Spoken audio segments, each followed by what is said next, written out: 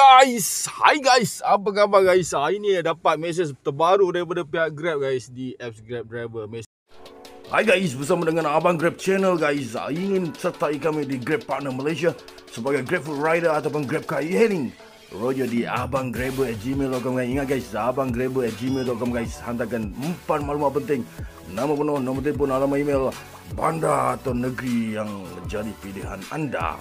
Jangan lupa subscribe anda. Okay guys, check it out guys. Bye-bye.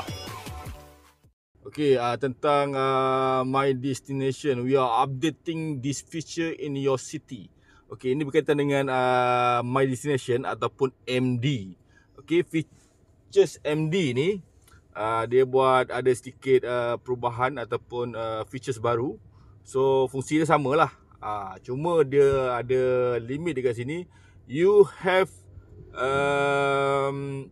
minimum of 3 job booking per session. Okay, each session has a limit 90 minute only.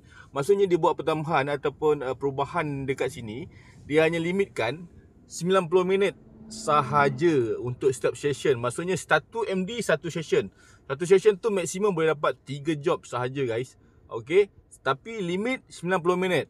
Your session will end when you reach the max amount of bookings or your time limit runs out. So mana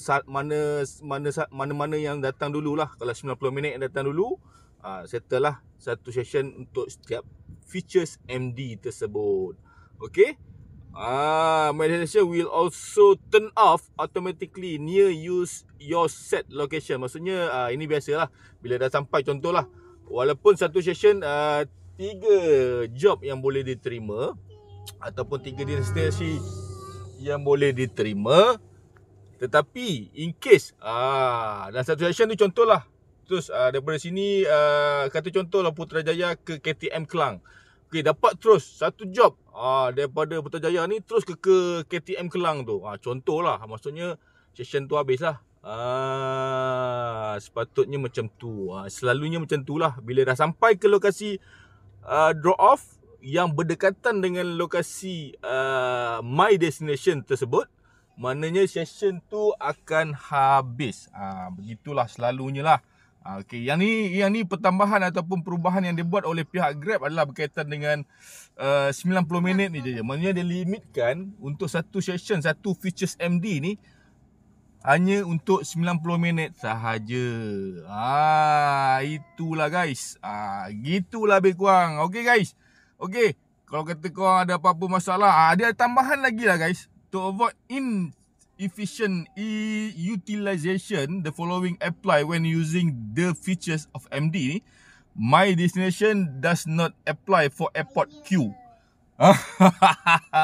Mana queue ke airport memang tak terpakai lah. Maksudnya tak terpakai lah untuk queue airport. Okay, rejecting or cancelling a booking will end your current session. Maksudnya ni yang benda-benda yang kau kena ambil berat lah.